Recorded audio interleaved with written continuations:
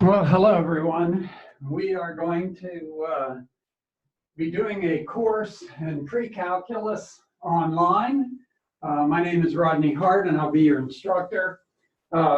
Before we even get started on pre-calculus, just a couple of quick comments. Wanted to clue you into some of the difficulties that I have with this particular course is because not only am I teaching students who are just interested in a math course, interested in analytical thought course to satisfy core requirements, but I'm also attempting to preparing, I need to prepare students to take calculus, whether at SU or whatever institution you're going to be going to. So there are different students here with different reasons for being here. So it creates a bit of a quandary for me. But I'll do the best I can, and hopefully you will have gained something in pre-calculus. So basically what we will be doing here is doing 6 chapters. At the conclusion of each chapter, there will be a day of review and then a chapter test. There are no quizzes. Everything is announced. I will be assigning homework every day. So lots of chances for you to learn and to gain points with the 6 chapter test. And also there'll be a final at the end of the course, so technically 7. So it's a pretty decent course, and I hope you all get something out of it. So let's get started. Let's first talk about number sets. We are not going to be using the imaginary numbers. We're only going to be working with real numbers. A little bit more on that later. Your counting numbers or the natural numbers are represented by a letter N. They are the numbers you learn to count when you were just a child, starting with 1, 2, 3, no fractions, no decimals, no negative numbers. Whole numbers start with 0, or as I like to say, they start with the number that has a hole in it. Get it? So it's an easy way for you to remember whole numbers: 0, 1, 2, 3, no fractions, no decimals, no negative numbers. I've seen different textbooks use I or a Z for the integers. The integers, of course, are the whole numbers and their opposites. Okay, the whole numbers, 0 and up, and their opposites, the negatives, -1, -2, -3, and going to the left, getting smaller. Okay, no fractions, no decimals, nothing strange.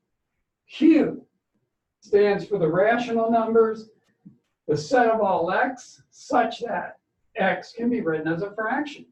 Okay, that's what a rational number is. It can be written as a fraction. A lot of examples of fractions that possibly you don't think of as fractions. For instance, 0.2 can be written as a fraction. 0.2 is 2/10. All right. Square roots. Square root of 36 comes out even to 6. It can be written as a fraction, 6/1. The really strange one is something like 0.5 with a bar over top. We'll talk more about that a little bit later on in this lesson. You can change this to a fraction, okay? You can change it to a fraction. So because you can change it to a fraction, it is also a member of the rational numbers or the set Q. I like to use capital I and a small r for irrational numbers. Irrational numbers cannot be written as a fraction. For instance, pi. I know maybe some of you were told in elementary school that pi is 22/7. That is an approximation. Pi, you were told, was 3.14.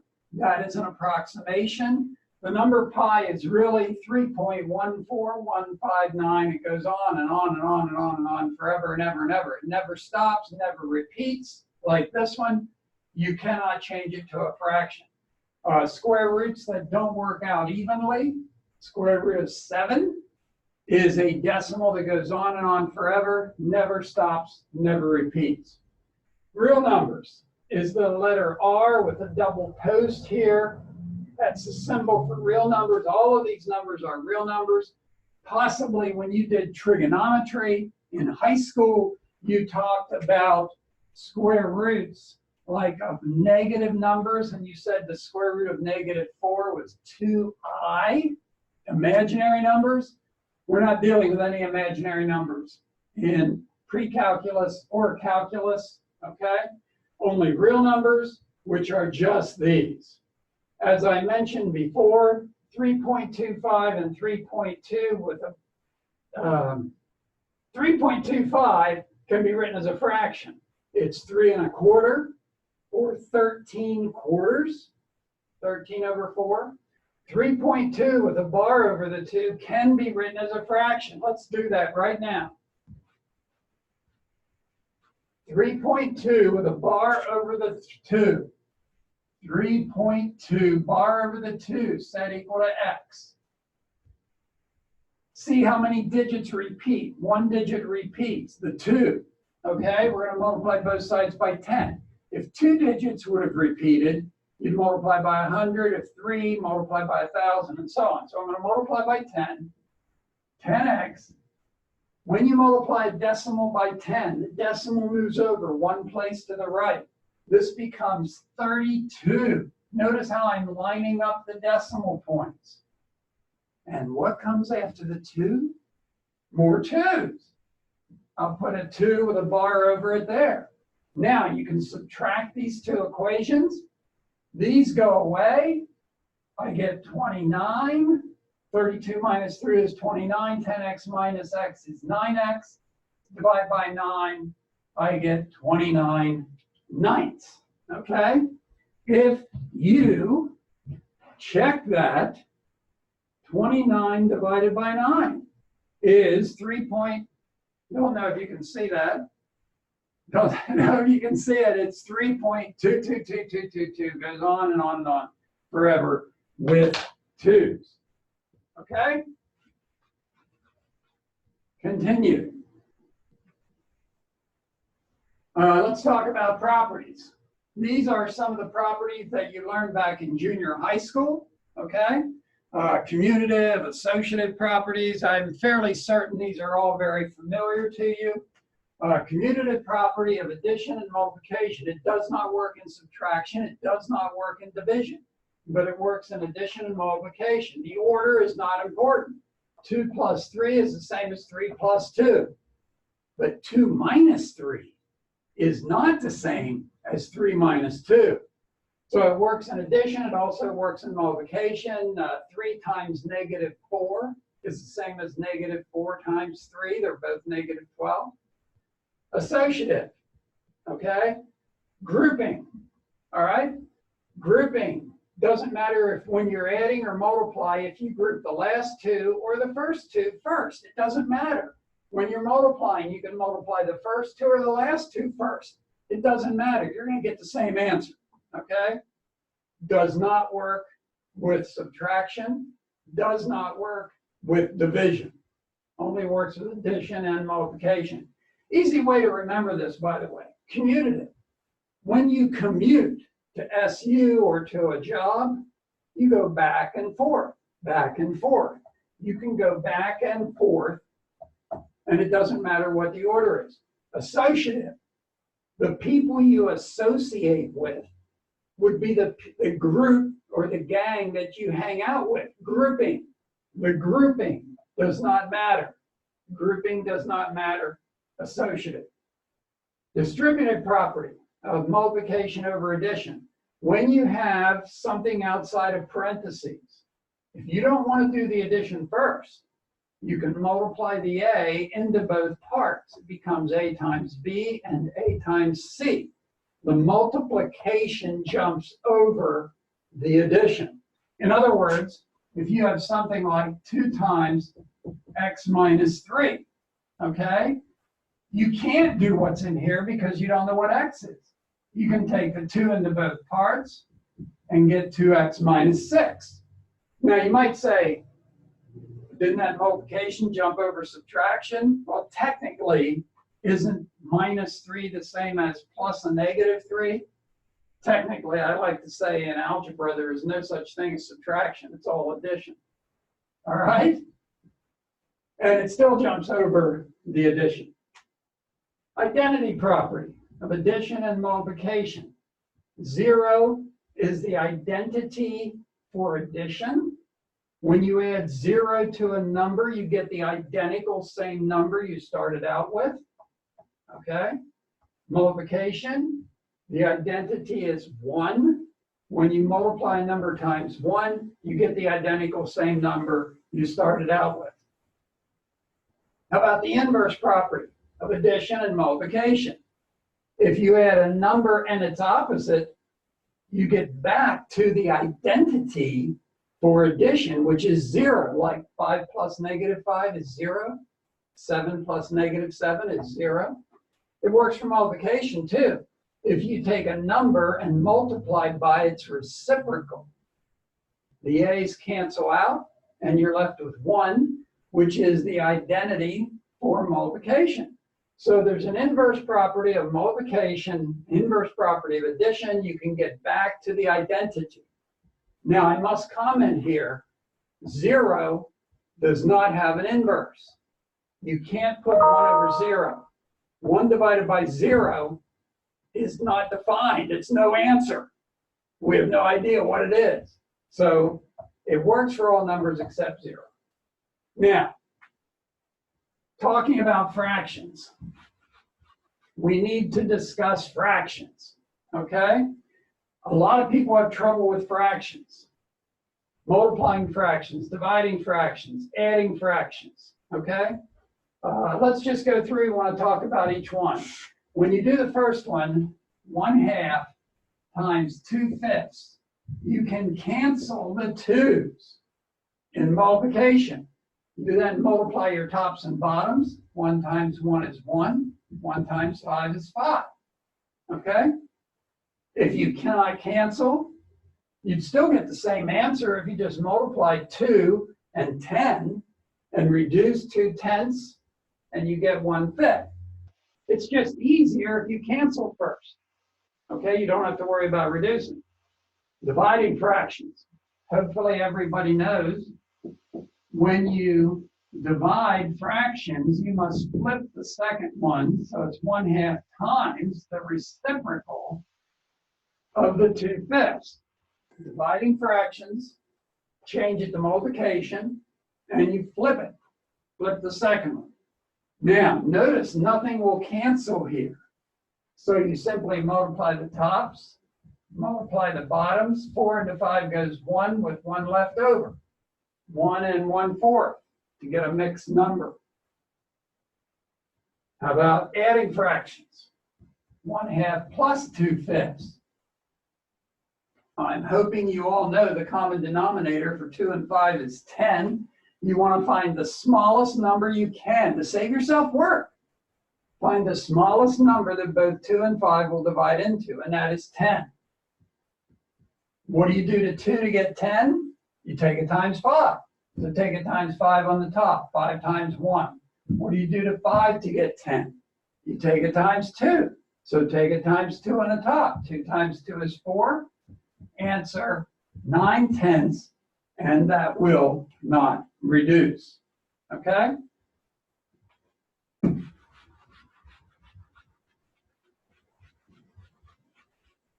Okay, how about with an equal sign in the middle? 1/2 equals x over 12. You cannot cancel. You can only cancel in a multiplication problem. You don't need to get a common denominator. You could if you wanted to. It just makes it harder. When you have an equal sign in the middle, why not simply cross multiply? 1 times 12 is 12. 2 times x is 2x. Divide by 2. I get 6. Okay? 2 fractions connected with an equal sign, you can cross multiply. Much, much easier to do. Look at the last one. 5 over 12 plus 3 over 40.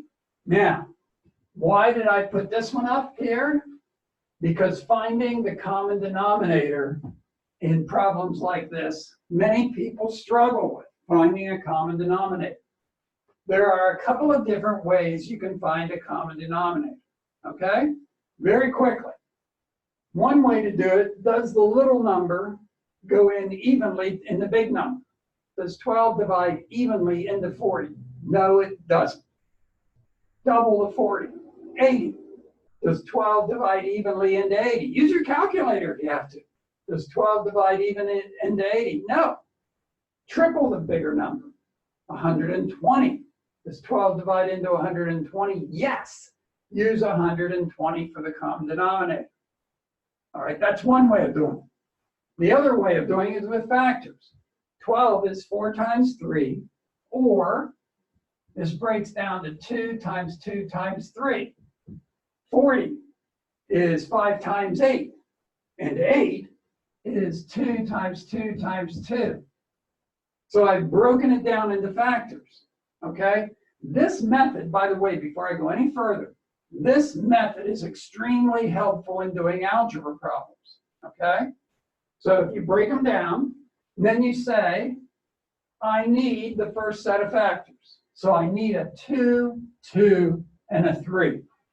Then you look over here. I need 3 2s.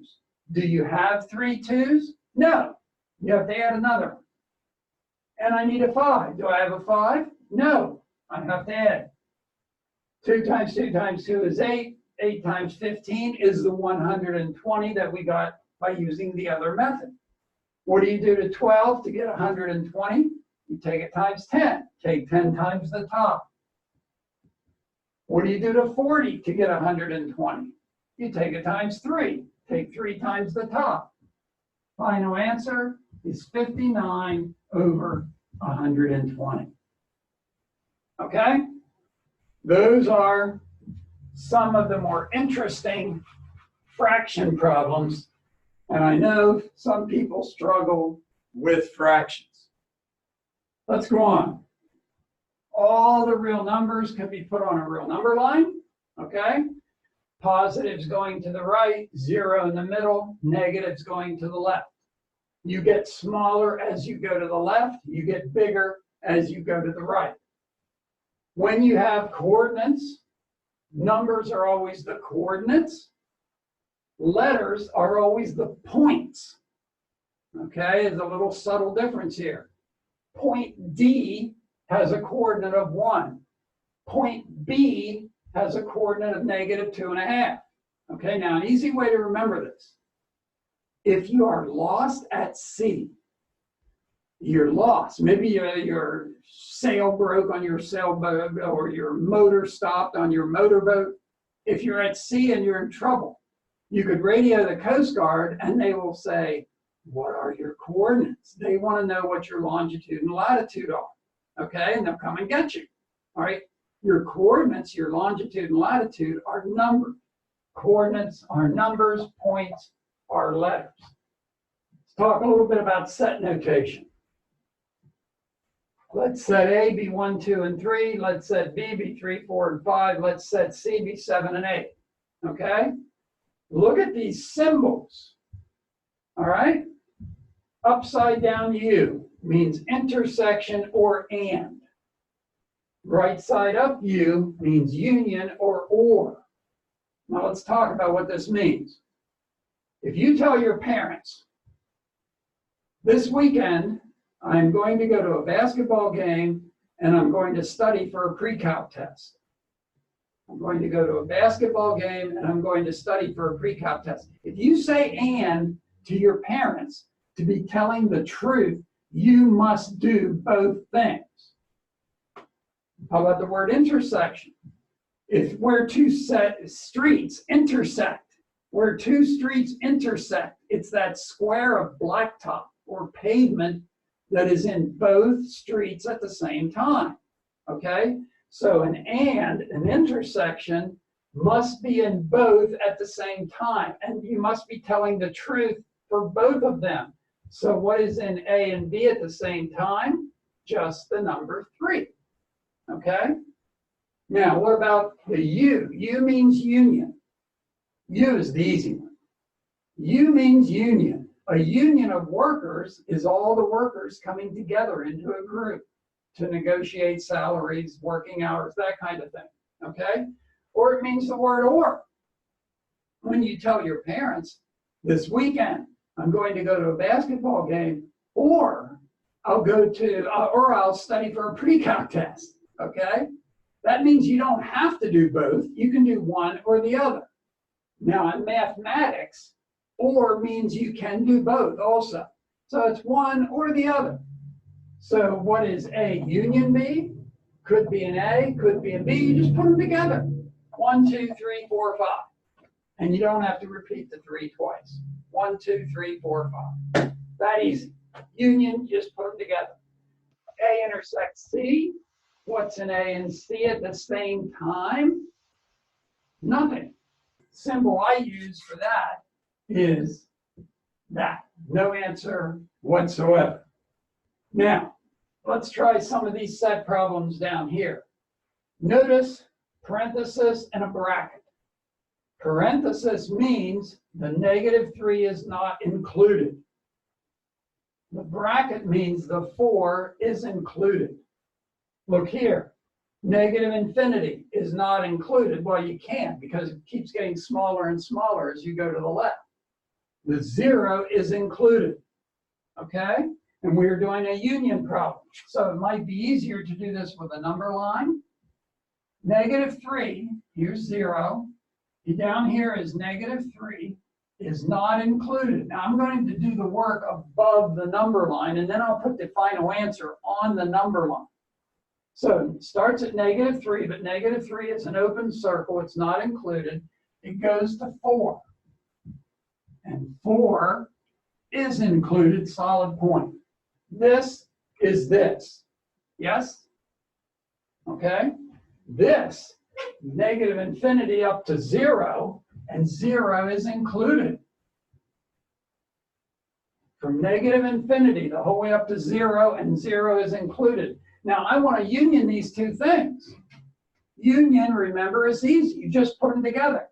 If you put this one in with this one, your final answer would start here and go the whole way down to the left.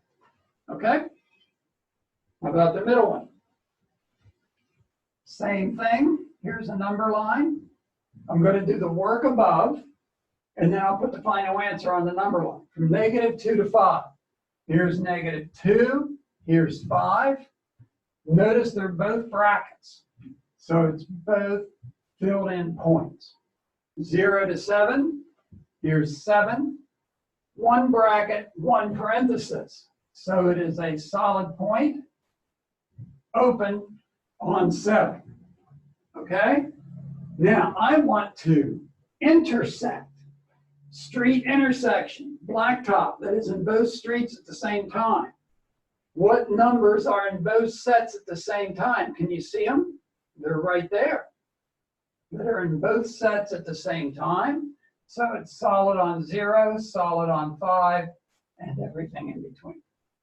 You can write it as a graph, or you could write your answer bracket 0, 5, bracket.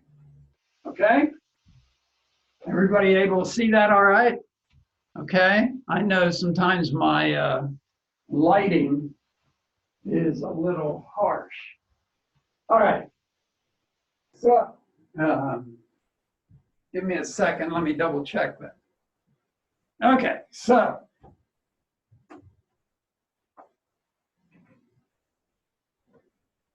How about the very last problem? Very last one.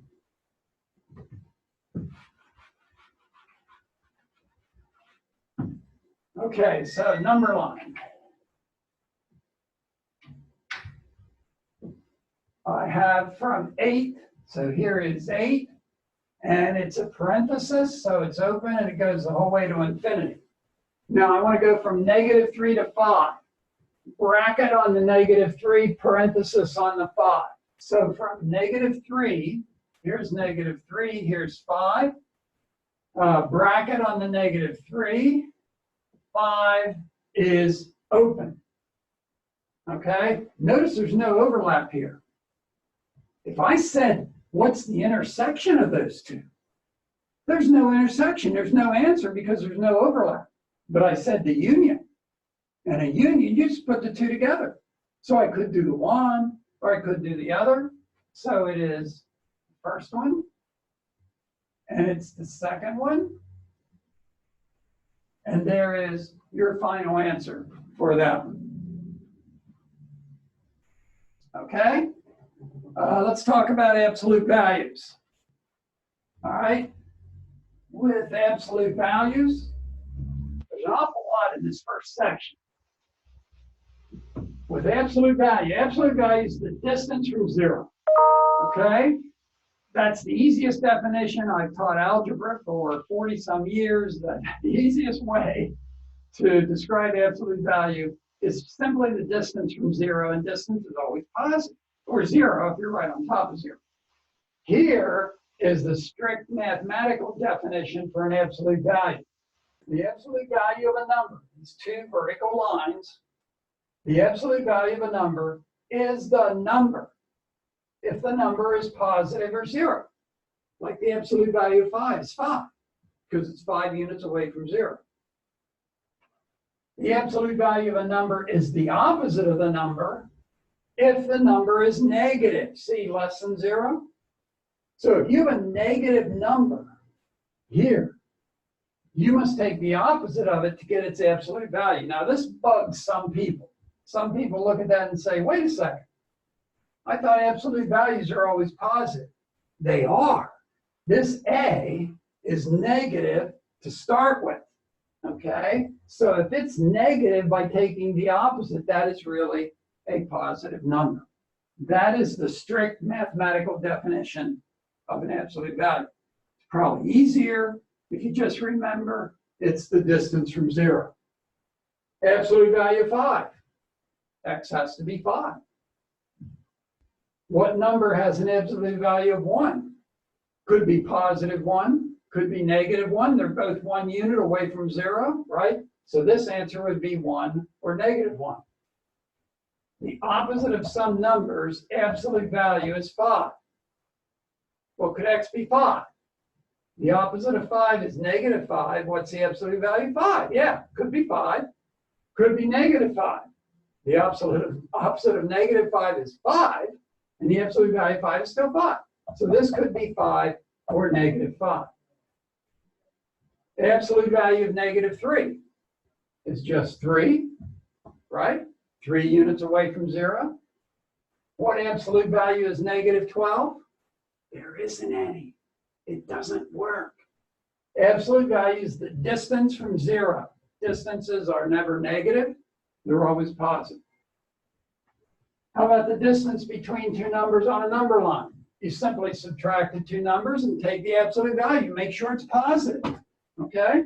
Like, what's the distance between negative 3 and 7? You could subtract them. Negative 3 minus 7 is negative 10. The distance is always positive. It's 10. Or another way to think of it, from negative 3 to 0 is 3. And from 0 to 7 is 7. So 3 plus 7 is 10. Might be an easier way to think about it. How about some of these? Negative 3 plus 5 is 2, right? Subtracting, give it the sign of the biggest. Negative 3 plus 5 is 2. Absolute value is 2. Absolute value of negative 3 is 3. Absolute value of 5 is 5. This is 8. Absolute value of 3 plus x. Well, I don't know what x is. I don't know if this is negative or if it's positive. Here is where this definition is very helpful. The absolute value of 3 plus x would stay 3 plus x if 3 plus x was positive or 0. But if this thing is negative, if it's negative, I have to take the opposite of it to make it positive. So the absolute value of 3 plus x would be the opposite of 3 plus x if 3 plus x is negative. Think about that for a little bit. If this whole 3 plus x is a negative number, like -6, the absolute value of -6 is 6. You got to take the opposite of it. So the absolute value of this would be the opposite of it if it was negative to start out with. We can do the same thing in that problem, okay? Actually, we know what pi is. Pi is 3.14. So if you wanted to do it that way, you could say 3.14, that might be the easiest way to do it. 3.14 minus 5 is 1.86. Negative, right? I think pi minus 5 is 1.86 negative, so the absolute value would have to be positive, 1.86. Now, we already talked about these problems, changing these to a fraction, okay? 3.4. 3.4 is 3 4/10. Or is it not? 3 times 10 plus 4 is 34 over 10, or 17/5. Yeah? But what if there's a bar over the 4? And let's do this last one. 3.14 with a bar over the 4. We did one of these earlier in class. 3.14 with a bar just over the 4. Set equal to x.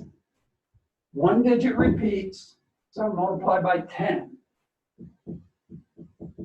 When you multiply by 10, the decimal goes over one place. So I get 31, line up your decimal points. What comes after the 1? 4s. So I'm going to put a 4 there, and I'll put a 4 there and put the bar only over the second 4. Why? Because I want to subtract them. And I want those 4s to go away. So now, this becomes 3, this becomes 28.3, all right? Is 9x, divide by 9. 28.3 over 9. You should never let an answer with a decimal in a fraction. So I multiply top and bottom by 10, and I get 283 over 90. Check your work. Check your work. 283 divided by 90. 283 divided by 90. Not sure if you can see that. It's 3.14444444 goes on and on and on and on and on. Forever. 4s. Okay? Okay. A lot in section 1. How about naming the properties? Let's talk about naming properties. Naming properties. A plus B equals B plus A. Back and forth. Back and forth. Like commuting to a job or to school. Commutative property of addition. 8 times its reciprocal, you get 1, the identity of multiplication, because 8 times its reciprocal is its inverse. So this is the inverse property of multiplication. This is a tricky one. In this problem, you multiply the 2 and the x first, yes? But look what we did on this side. We took the 6 times the 2 first on this side. So when you switch the parentheses and do the 6 times 2 first, switching parentheses is grouping. This is the associative property of multiplication. How about here? Take the -2 into both parts and get -10 minus 2x. Okay? Distributive property of multiplication over addition. Did I switch the parentheses here? No, I did not. What I did, I switched the order. It went back and forth. And that's commutative. Very tricky one. A number plus its opposite equals the identity of addition. This is the inverse when you add a number and its opposite. So that's the inverse property of addition.